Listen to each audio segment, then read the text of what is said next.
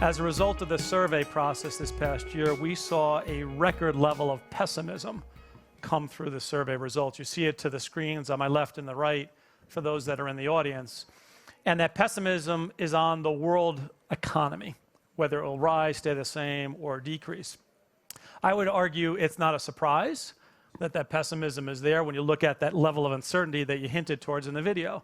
And that uncertainty is not only from various risks that are forthcoming each and every day, but it's the magnitude of the risks, the impact that it has, and the ever-changing list of risks that CEOs are dealing with right now. The big issue today, I would say, that's on the top of mind for a lot of organizations and individual people is the trade conflicts.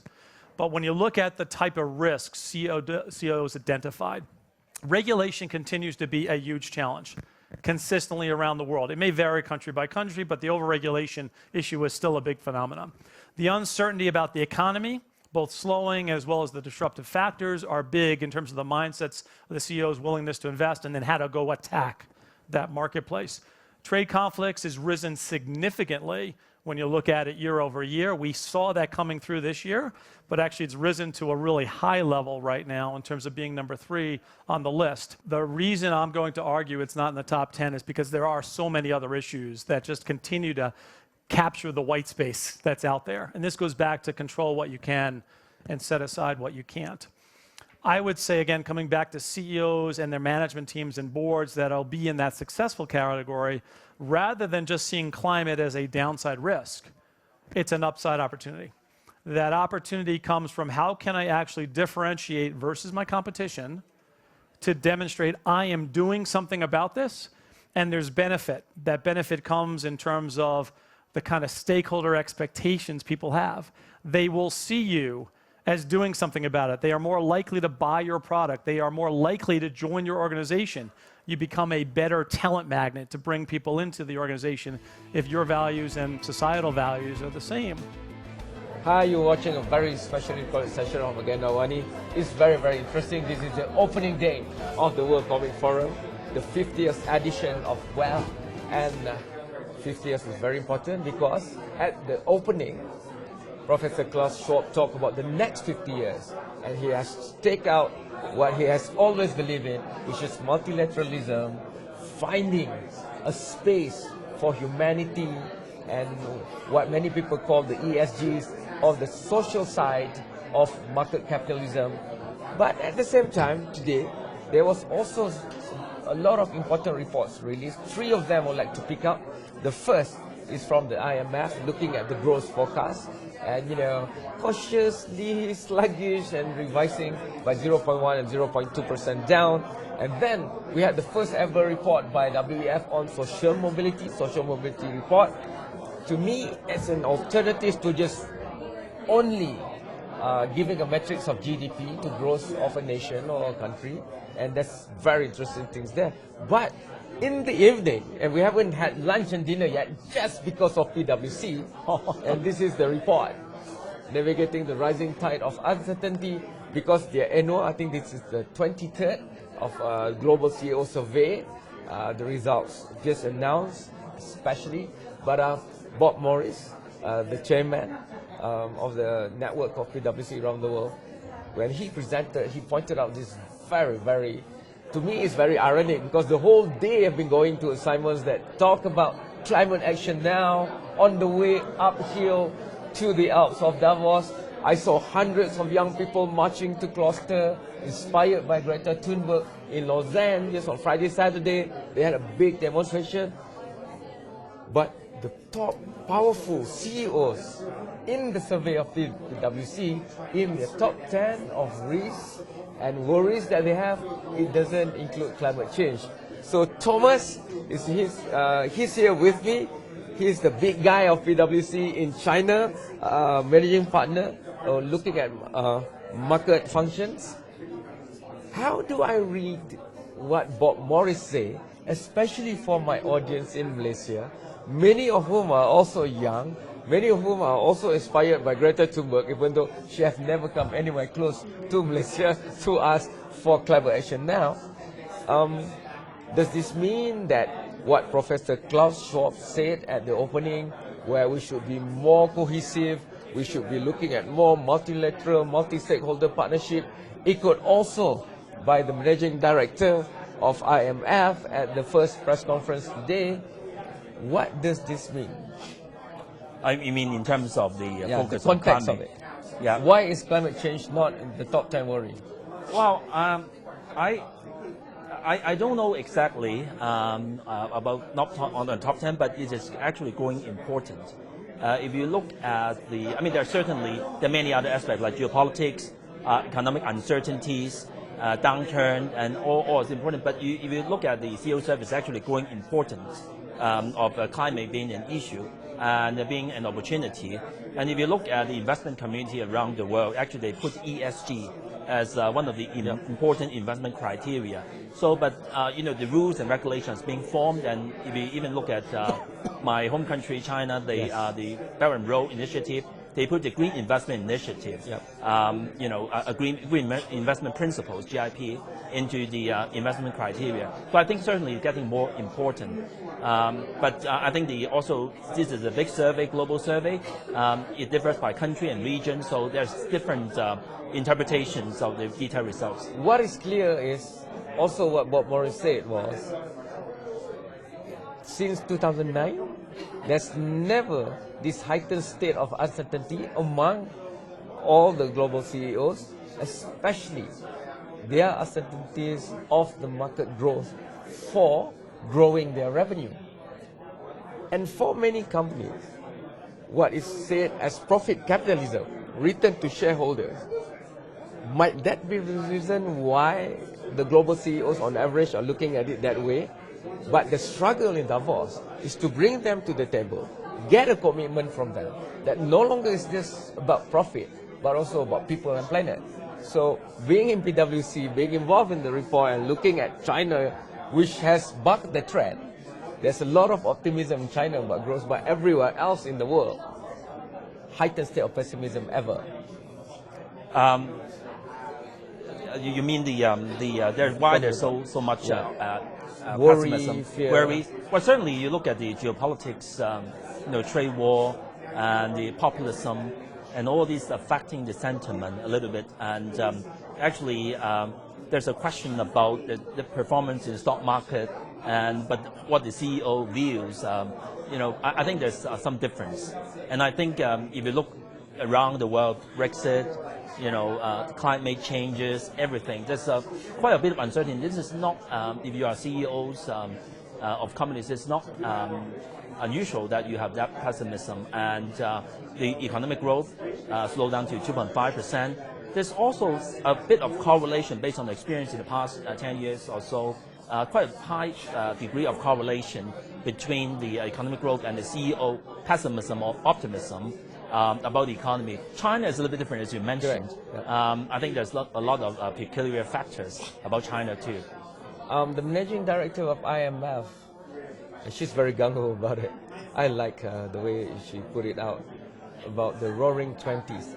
In 1920s, before the Great Depression of the 1930s, the same symptoms are now seen in the 2020s of now, where the great inequalities in society and a lot of pouring into financial markets, of financial instruments, of resources, and the deepening of the financial market, for example, which is good for a while, but might be leading us to the cliff of the Great Depression, similar to the 1930s.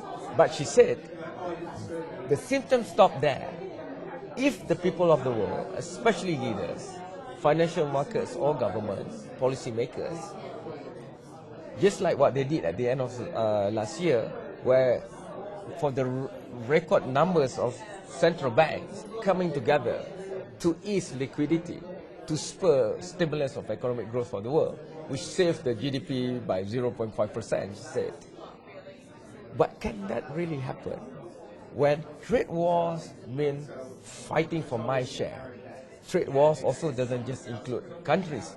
Companies follow the leadership of their country to fight the trade war, for many of them.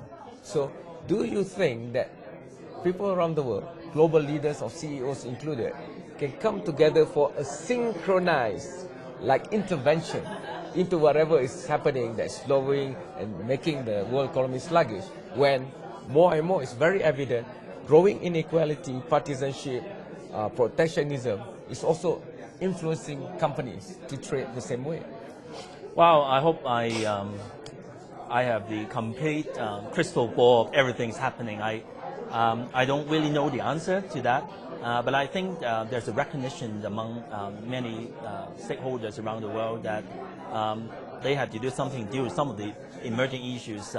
You mentioned about the employment, and perhaps some of the measures that have taken have eased some of the unemployment issues, and perhaps there's also recognition of the disparity, and therefore I think some of the governments or regulators are trying to do something to alleviate some of the problems.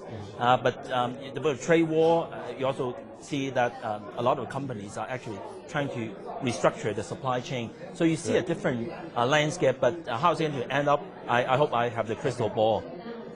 Okay, you don't need a crystal ball to look at the US-China Deal 1, which has already been agreed by both leaders after a protracted uncertainty.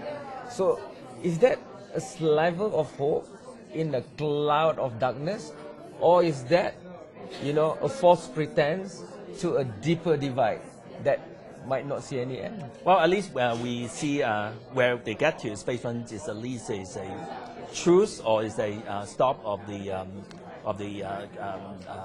trade war, and then they are able to come to a certain agreement. At least allow them more time to talk about, to try to iron out some of the issues. As to some of the things they have not agreed to, So I think they still need quite a bit of time to iron out some of those. I don't know how things are going to be going to unfold, and China perhaps will make some adjustment. U.S. I don't know. There's also quite a bit of uncertainties in the U.S. political scene. We don't know what's going to happen, but certainly the two powers have some differences. Okay. You have to iron out in the coming years. I'd like to take advantage of having you beside me today, because being in Malaysia, we are inundated by more information, especially financial information from the West. So, I hope it's not too late to get your input. What was the psyche of the Chinese leadership in going for the US-China Trade Deal 1? Because many reports, is very Western based. What is the psyche from China looking at that trade deal? Well, I think perhaps in Malaysia, there's quite a bit of Western media information. But if you look at the, even if I live in China, and you look at a lot of the stuff, and certainly the China angle is quite different from the Western angle. I think there are always different sides of looking at this. Just talk about the technologies of 5G and Huawei. I mean, there's quite different views painted by the U.S. And painted by the Chinese side. So I think because we are living in a multinodal environment, so there are bound to be differences. Let's say we forget U.S. for a while. Yeah. What do you think is the thinking of the Chinese leadership? Because they've been very astute on many fronts, and they're willing to let go of short-term gains for real capacity and organic growth building for medium to long term. From this deal, do you see that also being imbued into the spirit of the deal? Well, China itself is a very big economy, 1.4 billion population. So there are a lot of things. I mean, the China still has room to grow, like the urbanization, Yes. the regionalization development, is the growing needs for education, health, and a lot of things. So this deal would allow China, at least in the short term, to have certain time to do some of the structural reforms that Bob mentioned earlier. Yes. Like Malaysia or Southeast Asia actually benefiting from some of the restructure of the supply chain. Okay. And you see some of the the high energy consumption and lower value production activities actually moving out of China, and then allow China to get to the next stage. Okay.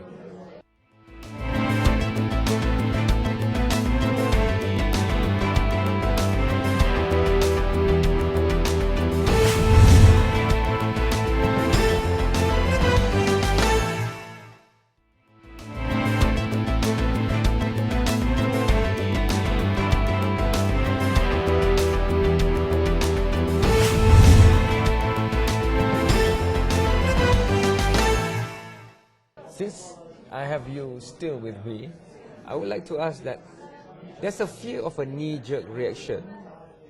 Okay, because the trade deal one has been signed, meaning US soybean, for example, will be exported more to China.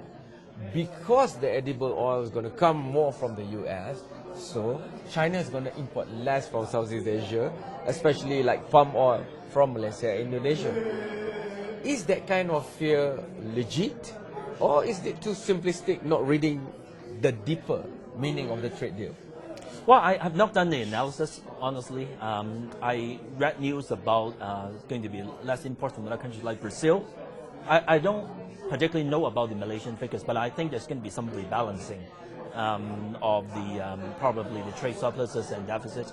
And perhaps, as you mentioned, China still have a population growing. I think the demand and improvement in the living standard of people, certainly the demand for goods would increase in the future. The temptation will be to take the high energy, a bit lower technology production out of China.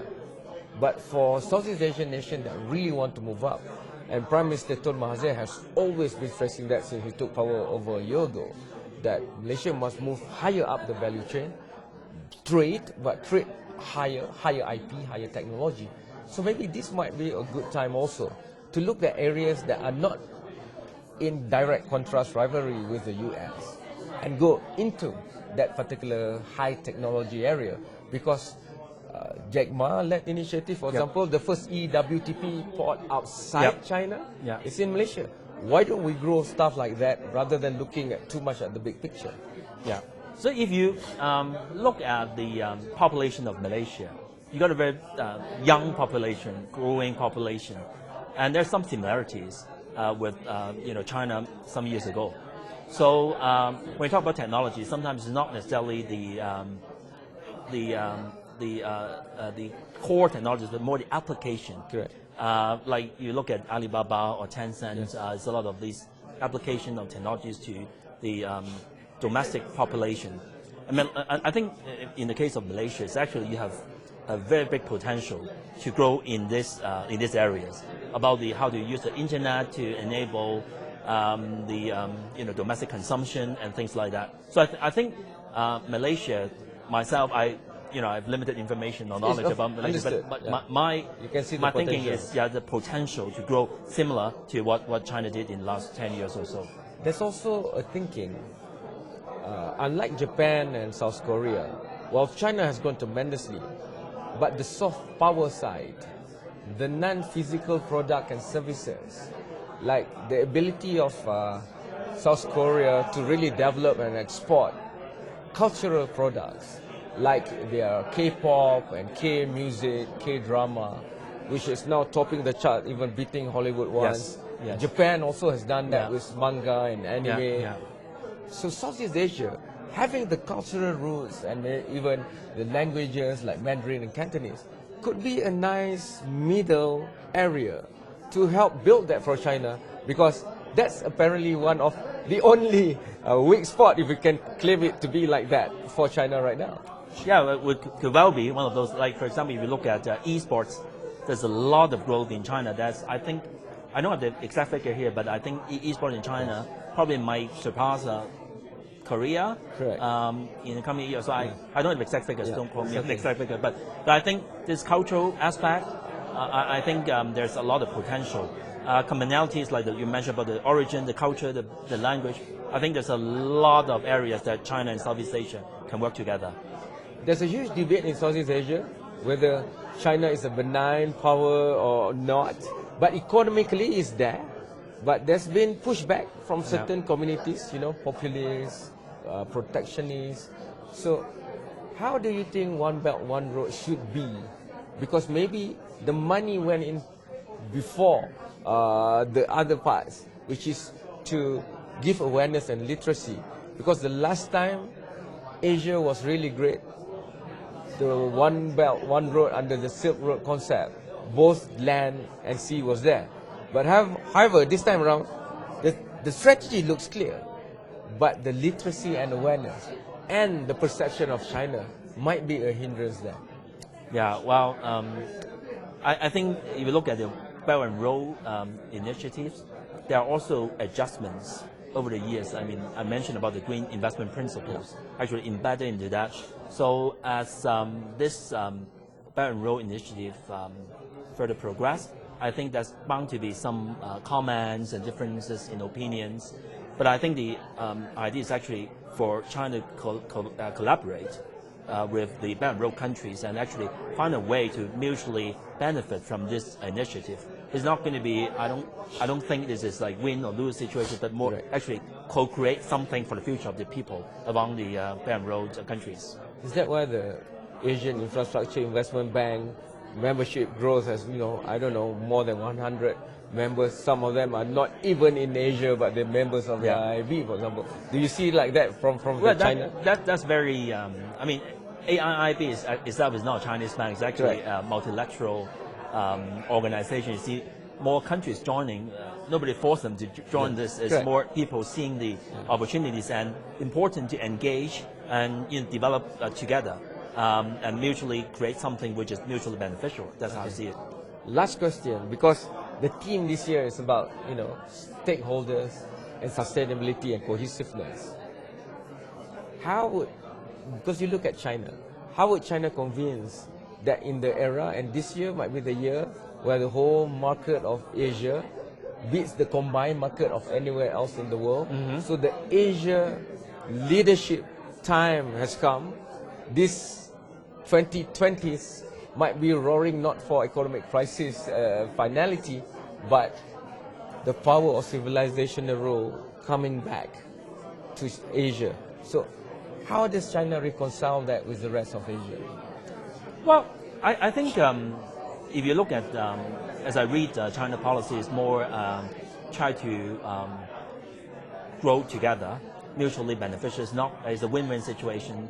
I mean, Southeast Asia, I see, if you look at the CEO survey, our CEO surveys, actually a lot of China CEOs, they view Southeast Asia as an area, region that they do a lot more business with.